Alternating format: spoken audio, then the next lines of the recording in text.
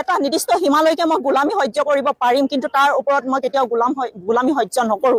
আমি মধ্যবিত্ত মানুহ, কিন্তু আমিও সপোন দেখোঁ, আমাৰ সপোন দেখাৰ অধিকাৰ আছে। নাজিৰা সমষ্টিত বৰ্তমানৰ বিধায়ক দেৱব্ৰত শইকীয়াৰ দৰে ভাল মানুহ হয়তো এই অসমতে নোলাব বুলিয়ে মই ক'ব লাগিব। কাৰণ কিয়, তেওঁ আমাক কোনো দিন অসভ্যালি কৰা নাই, কোনো দিন তেওঁ আমাক কোনো কামত বাধাৰ সৃষ্টি কৰা নাই, ভাল কামত সদায় সহযোগ কৰিছিল। মোৰ যিখিনি কাম মই কৰিবলৈ আগবাঢ়িছিলোঁ সকলো কামতে বাধাৰ সৃষ্টি কৰিলে। বৰ্তমান সময়ত মই প্ৰথমেই ক'ব লাগিব যে আমাৰ প্ৰাণৰ শিল্পী জুবিন গাৰ্গৰ বিষয়ে ক'ব লাগিব যে মাননীয় মুখ্যমন্ত্ৰী মহোদয়ে পবিত্ৰ সদনৰ মজিয়াত কৈছিল যে আমাৰ প্ৰাণৰ শিল্পীগৰাকীক হত্যা কৰা হৈছে, কিন্তু আজি পৰ্যন্ত তেখেতক ন্যায় দিবলৈ সক্ষম নহ'ল। আৰু আমাৰ প্ৰাণৰ শিল্পীৰ পত্নীগৰাকীয়ে যেতিয়া অসহায় অৱস্থাত চকুপানী টুকি যেতিয়া ৰাস্তাত তেওঁক দেখা পাওঁ, তেতিয়া আমিও ভাবিবলৈ বাধ্য হওঁ যে এজন ইমান মহান আমাৰ অসমৰ সম্পদজনৰ যদি পত্নী আজি সেই অৱস্থা, আমাৰ নিচিনা সাধাৰণ মানুহৰ কি হ'ব অৱস্থা, আমি ইয়াত এই চৰকাৰখনৰ নেতৃত্বত আমি কেনেধৰণে আমি জীৱন নিৰ্বাহ কৰিবলগীয়া হ'ব,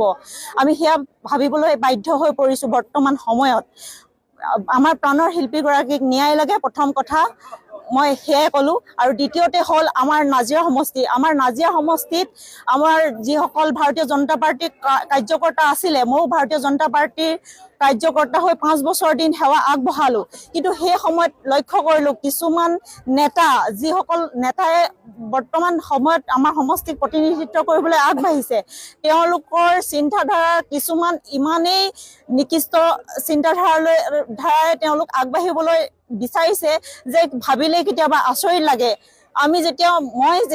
মই পঞ্চায়তৰ এগৰাকী আঞ্চলিক পঞ্চায়তৰ সদস্য আছিলোঁ, সেই সময়ত ৰাইজৰ হকে সমাজৰ হকে মই চেষ্টা কৰিছিলোঁ যে কিছু কাম কৰিব পাৰোঁ নেকি। আমি মধ্যবিত্ত মানুহ, কিন্তু আমিও সপোন দেখোঁ, আমাৰ সপোন দেখাৰ অধিকাৰ আছে। কিন্তু সেই সময়ত কি হ'ল, মোৰ যিখিনি কাম মই কৰিবলৈ আগবাঢ়িছিলোঁ সকলো কামতে বাধাৰ সৃষ্টি কৰিলে। মই কেতিয়াও ইমান এটা নিৰ্দিষ্ট সীমালৈকে মই গোলামী সহ্য কৰিব পাৰিম, কিন্তু তাৰ ওপৰত মই কেতিয়াও গোলামী সহ্য নকৰোঁ। মই কেতিয়াও গোলামীৰ হেঁচাত অক্সিজেন লৈ মই জীয়াই থাকিব নোৱাৰোঁ। আৰু বৰ্তমান সময়তো যিসকল কাৰ্যকৰ্তা আছে তেওঁলোককো মই অনুৰোধ কৰিছোঁ, কাৰণ প্ৰতিজন ব্যক্তিয়ে সত্য সকলোৱে জানে, আৰু তেওঁলোকেও এবাৰ বিবেচনা কৰি চোৱা ভাল যে কি পৰিস্থিতিত তেওঁলোকে কাৰ্যকৰ্তা হৈ কাম কৰি আছে। প্ৰকৃততে তেওঁলোকে সন্মান পাইছেনে, সন্মান আছেনে তেওঁলোকৰ? আজি মৃতকৰ ঘৰত যদি খবৰ কৰিবলৈ যাওঁতেও যদি জবাবদিহি হ'বলগীয়া হয়, কেনেকৈ সেনেকুৱা এজন জনপ্ৰতিনিধি হ'বলৈ আগবঢ়া ব্যক্তিৰ তলত কেনেকৈ সেই ব্যক্তিজনৰ তলত তেওঁলোকে কাম কৰিব বা তেওঁলোকক সেইজনক জনপ্ৰতিনিধি হ'বলৈ আগবঢ়াই দিব। মই ভাবোঁ নাজিৰা সমষ্টিত বৰ্তমানৰ বিধায়ক দেৱব্ৰত শইকীয়াৰ দৰে ভাল মানুহ হয়তো এই অসমতে নোলাব বুলিয়ে মই ক'ব লাগিব। কাৰণ কিয়, তেওঁ আমাক কোনো দিন অসভ্যালি কৰা নাই, কোনো দিন তেওঁ আমাক কোনো কামত বাধাৰ সৃষ্টি কৰা নাই, ভাল কামত সদায় সহযোগ কৰিছিলে।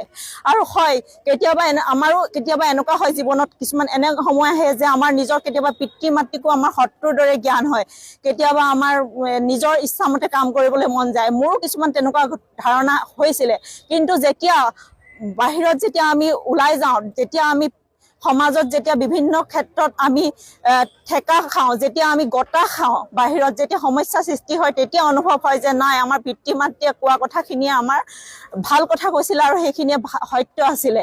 এতিয়াও মোৰ অনুভৱ একেই হ'ল যে দেৱব্ৰত শইকীয়া ছাৰৰ নেতৃত্বত যিমান দিন কাম কৰিছিলোঁ, সসন্মানেৰে কাম কৰিছিলোঁ, কোনোদিন আমাক অপমান কৰা নাছিলে।